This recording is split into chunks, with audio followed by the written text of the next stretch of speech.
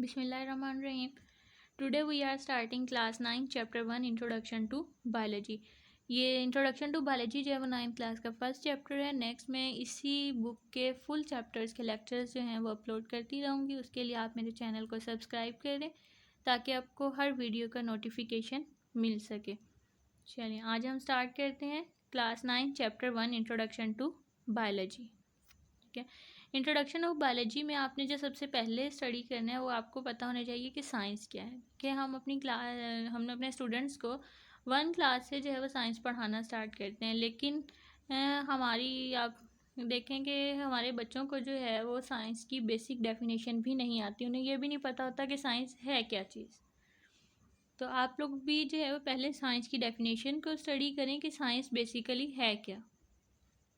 Science is the study in which observations are made. अब observations क्या हैं? Observations कहते हैं मुशाहिदात को, किसी भी चीज़ के बारे में मुशाहिदा करना. ठीक है. Are made, experiments are done and logical conclusion are drawn in order to understand the principle of nature. Science जो है वो एक नॉलेज है, साइंस एक स्टडी है.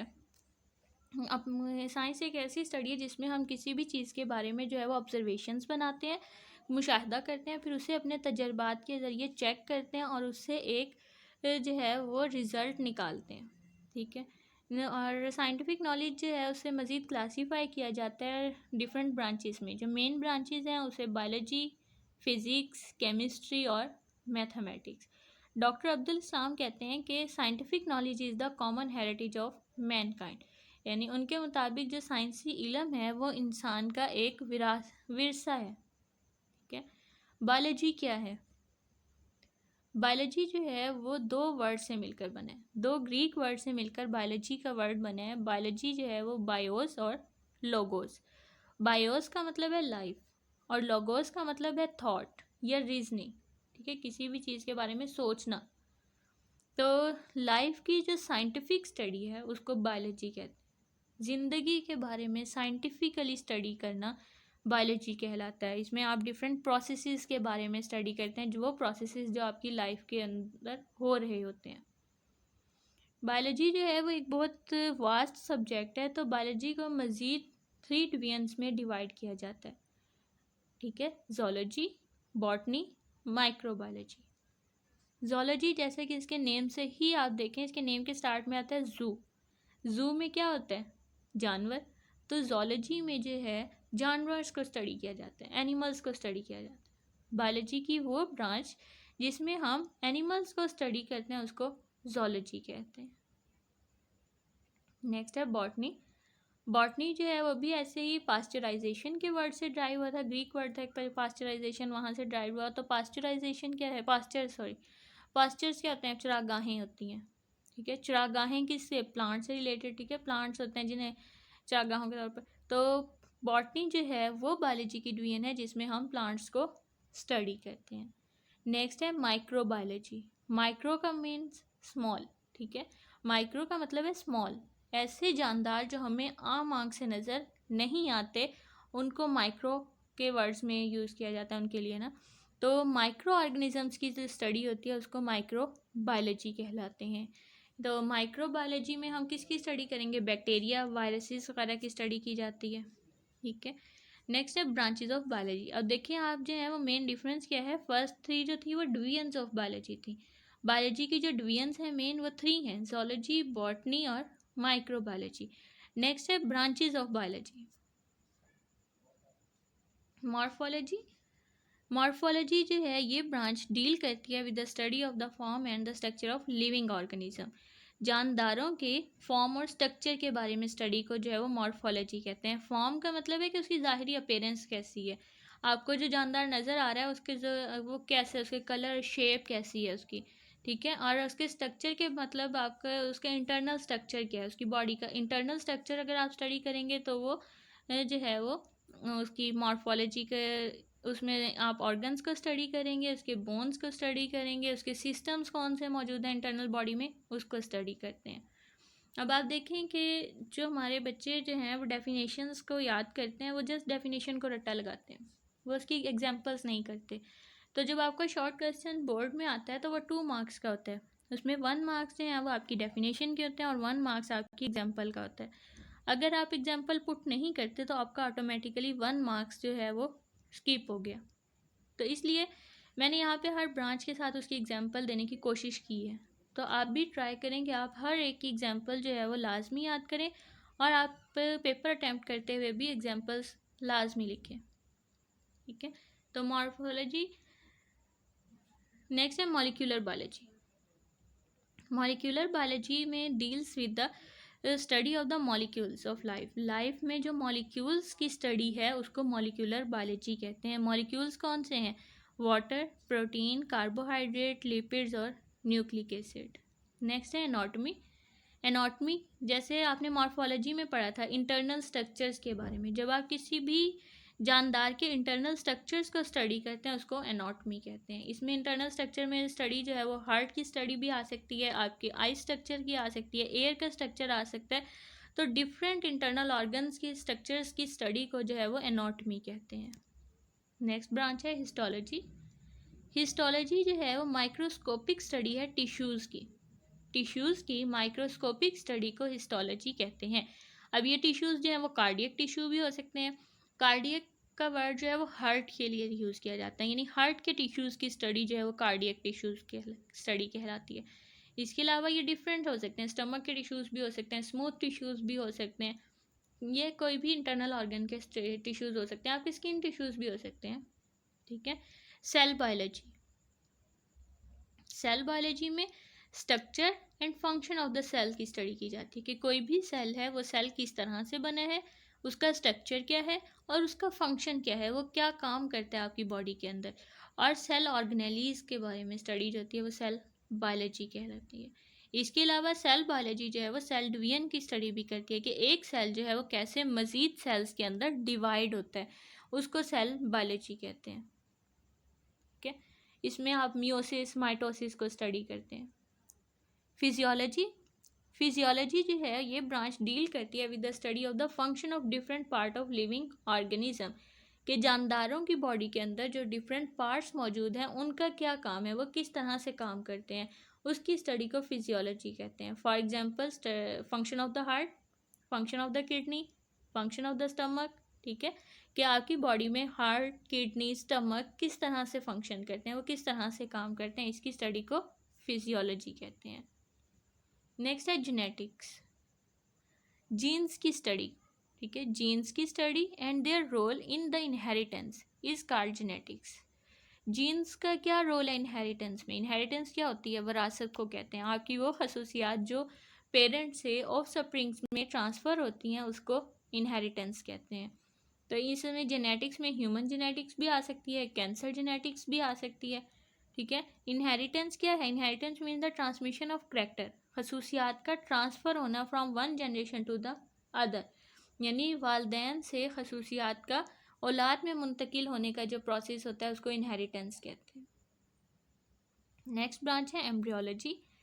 Embryology is the study of the development of an embryo to a new individual. Biology की वो branch जिसमें एम्ब्रियो के नए इंडिविजुअल में डिवेल्प होने के प्रोसेस को स्टडी किया जाता है। जैसे कि एक चिक है, एक चूज़ा होता है, वो चूज़ा किस तरह से बनता है, वो किस तरह से डिवेल्प होता है, उसमें कौन कौन सी स्टेजेस आती हैं, किन किन स्टेजेस से गुजर के जो है वो एक चिक जो है वो हैन में चेंज होती है, उसको एम्ब्रियोलॉजी कहते हैं। इसमें आप ह्यूमन एम्ब्रियो की भी स्टडी कर सकते हैं कि किस तरह से जो है वो बेबी एक एडल्ट में ट्रांसफ़र होता है। ठीक है, चेंज होता है। नेक्स्ट है टेक्सोनॉमी। टेक्सोनॉमी भी बायोलॉजी की एक ब्रांच है। इस ब्रांच में हम स्टडी करते हैं naming and classification of organisms, के जानदारों को किस तरह से नाम दिया जाता है, किस तरह से उनको ग्रुप्स और सब ग्रुप्स में डिवाइड किया जाता है। टेक्सोनॉमी की अगर हम एग्जांपल देखें तो टेक्सोनॉमी में एग्जांपल के मुताबिक है ना, लिविंग थिंग्स जितने भी हैं, जितने भी जानदार हैं, उनको डिवाइड किया जाता है kingdom, phylum, class, order, family, genus और स्पीशीज़ के में। हर जानदार का किंगडम, फाइलम जो है वो सेम हो सकता है, लेकिन जो है ना उनकी फैमिलीज, जीनस, स्पीशीज़ जो हैं ये सबकी चेंज होती हैं। ठीक है, इनके साइंटिफिक नेम दिए जाते हैं टेक्सोनॉमी के प्रोसेस में। टेक्सोनॉमी की जो ब्रांच है उसमें हर जानदार को उसका एक ख़ास साइंसी नाम दिया जाता है, जिसकी वजह से हम उसे पूरी दुनिया में जो है वो एक ही नाम से जानते हैं। Palaeontology. Palaeontology is the study of the fossils which are the remain of extinct organism. Extinct organisms कौन से होते हैं? वो जानदार जो कि अब नापैद हो चुके हैं, ऐसे जानदार जिनका अब जो है वो दुनिया में वजूद नहीं है, उनको एक्सटिंक्ट ऑर्गेनिज्म कहते हैं। फॉर एग्जांपल आप डायनासोर्स को ले लें कि डायनासोर के अगर आपको कहीं से कोई बॉडी पार्ट मिल जाता है, ठीक है, या आपको उसके जो है वो कोई प्रिंट मिल जाते हैं, फुट का प्रिंट हो सकता है, उसकी बॉडी के कोई प्रिंट हो सकते हैं, तो अगर आपको कोई प्रिंट मिल जाता है या फिर आपको उसकी कोई बोन मिल जाती है, कोई बॉडी पार्ट मिल जाता है, तो उसको जो है वो फॉसिल कहेंगे। तो डायनासोर्स के फॉसिल्स की स्टडी आ सकती है। किसी भी जानदार जो अब एक्सटिंक्ट हो चुके हैं उसके फॉसिल्स की स्टडी को पैलियोंटोलॉजी कहते हैं। नेक्स्ट है environmental biology. Environmental biology deal करती है with the study of the interaction between the organism and their environment. यानी इन्वायरमेंटल बायोलॉजी में हम ताल्लुक़ को स्टडी करते हैं कि एक जानदार का और उसके माहौल के दरमियान में क्या ताल्लुक़ है। एक जानदार और उसके माहौल के दरमियान के ताल्लुक़ को स्टडी को जो है वो इन्वायरमेंटल बायोलॉजी कहते हैं। इसमें एग्जांपल आप ले लें relationship of human with the surrounding living and non living thing. अब हम देखें इंसान है, हम इंसान जहाँ पे रह रहे हैं हमारे इर्द गिर्द जो है वो बहुत सारी लिविंग थिंग्स भी मौजूद है और बहुत सारी नॉन लिविंग थिंग्स भी मौजूद हैं, और हमारा हर चीज़ से इंट्रैक्शन है। हमारा लिविंग थिंग से भी ताल्लुक़ है और हमारा नॉन लिविंग थिंग से भी ताल्लुक़ है, हम हर चीज़ को यूटिलाइज़ करते हैं। तो हमारा किससे क्या इंट्रैक्शन है, इसको इन्वायरमेंटल बायोलॉजी कहते हैं। नेक्स्ट है सोशियो बायोलॉजी। सोशियो बायोलॉजी जो है ये भी बायोलॉजी की ही एक ब्रांच है। इसमें हम सोशल बिहेवियर को स्टडी करते हैं कि एनिमल का सोशल बिहेवियर क्या है, स्पेशली वो एनिमल्स जो कि सोसाइटीज़ बनाते हैं।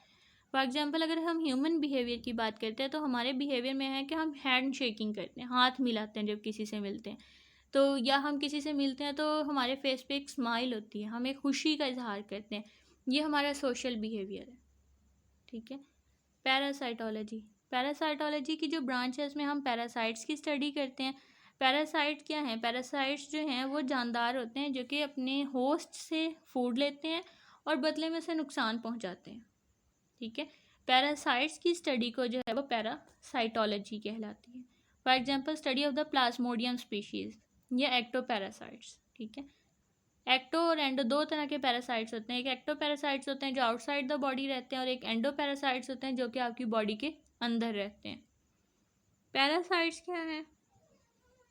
पैरासाइट्स ऑर्गेनिजम्स हैं जो कि फूड लेते हैं, शेल्टर कहते हैं पनाह लेना, from living host and in return harm them, कि वो कि अपने होस्ट पे जो है वहाँ से खुराक हासिल करते हैं, वहाँ से पनाह लेते हैं, वहाँ पे रहते हैं और बदले में उन्हें नुकसान पहुँचाते हैं। फॉर एग्जाम्पल लाइस जुएँ जिसे कहते हैं आप, टिक्स मॉस्किटो मच्छर, और इसके अलावा जो है वो आप टर्मिट्स लिख सकते हैं। टर्मिट जो है वो वुड में रहती है, वहाँ पे लकड़ी को खाती है। ठीक है। वहाँ पे लकड़ी में ही रहती है, लकड़ी से ही अपने फूड लेती है और बदले में जो है वो लकड़ी को ख़त्म कर देती है। इसी तरह अगर आप लाइस की एग्जांपल लेते हैं तो लाइस जो हैं वो ह्यूमन हेयर्स में रहती हैं नहीं, और वहाँ पे हेयर्स से जो है वो आपके ब्लड्स को सक करती हैं आपकी स्कल से, और जो है वो इंसान को नुकसान पहुँचाती हैं। नेक्स्ट ब्रांच है बायोटेक्नोलॉजी। बायोटेक्नोलॉजी की जो ब्रांच है वो डील करती है with the practical application of living organism to make substance for the welfare of mankind. यानी कि किसी भी जानदार से प्रैक्टिकली उसको इस्तेमाल करके इंसान के फ़ायदे के लिए कोई चीज़ बनाना बायोटेक्नोलॉजी कहलाती है। जैसे कि इंसानों ने जो है वो बैक्टीरिया को यूज़ किया और बैक्टीरिया को यूज़ करके इंसुलिन बनाई, और इंसुलिन अब जो है वो डायबिटीज़ को ट्रीट करने के लिए इस्तेमाल की जाती है। शुगर पेशेंट में जो है वो शुगर कंट्रोल करने के लिए वैक्सीन के तौर पर यूज़ होती है इंसुलिन। इसके अलावा बहुत सारी वैक्सीन्स इस्तेमाल हुई। ठीक है। बहुत सारी हम वैक्सीन्स यूज़ करते हैं, एंटीबॉडीज़ यूज़ करते हैं। ये वैक्सीन एंटीबॉडीज़ जो हैं ये भी बहुत सारे लिविंग ऑर्गेनिज्म से बनाई गई हैं। नेक्स्ट है immunology. Immunology is the study of the immune system of animals. Animals के इम्यून सिस्टम की स्टडी को इम्यूनोलॉजी कहते हैं। इम्यून सिस्टम क्या है? इम्यून सिस्टम आपकी बॉडी का एक ऐसा सिस्टम है जो कि आपकी बॉडी को डिफेंड करता है इन्वेडिंग माइक्रोब्स के against.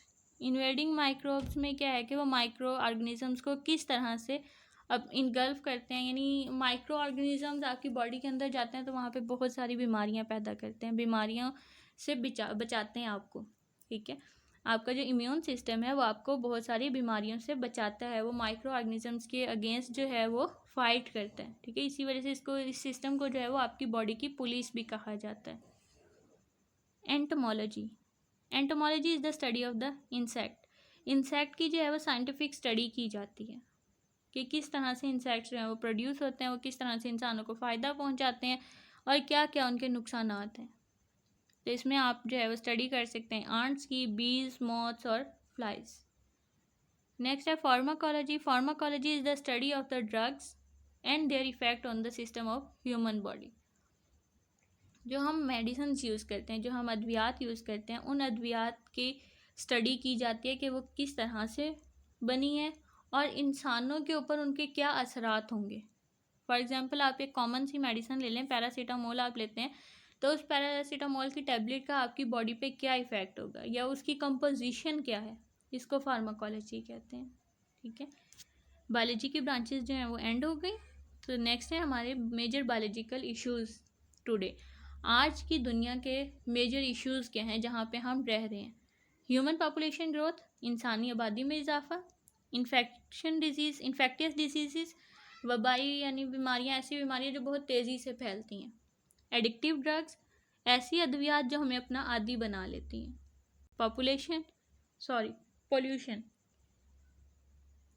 Pollution are the major biological issue today.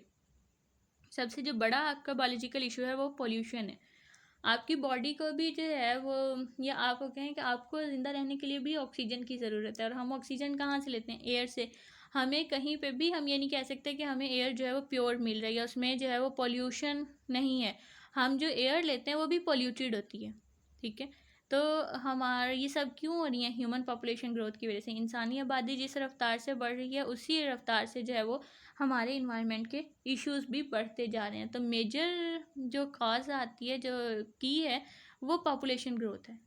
ठीक है, पॉपुलेशन ग्रोथ हो रही है जिसकी वजह से जो है हमारी, इसके अलावा हमारी टेक्नोलॉजी में बहुत ज़्यादा एडवांसमेंट आ रही है। तो टेक्नोलॉजी की एडवांसमेंट के साथ साथ जो है वो बहुत सारे ऐसे इश्यूज भी हैं जो कि हमारे इन्वायरमेंट को डिस्ट्रॉय कर रहे हैं। तो हमें जो है वो एज अ ह्यूमन चाहिए कि हम अपने इन्वायरमेंट को प्रोटेक्ट करें और इन बायोलॉजिकल इश्यूज़ को ख़त्म कर सकें, ओवरकम करें। ठीक है जी, आज का लेक्चर जो है वो एंड हो गया। अगर आपको इसमें कोई भी इशू हो तो आप कमेंट बॉक्स में पूछ सकते हैं, और अगर आपको ये लेक्चर समझ आया तो आप मेरे चैनल को सब्सक्राइब कर दें ताकि आपको नेक्स्ट वीडियो का नोटिफिकेशन मिल सके। Thank you.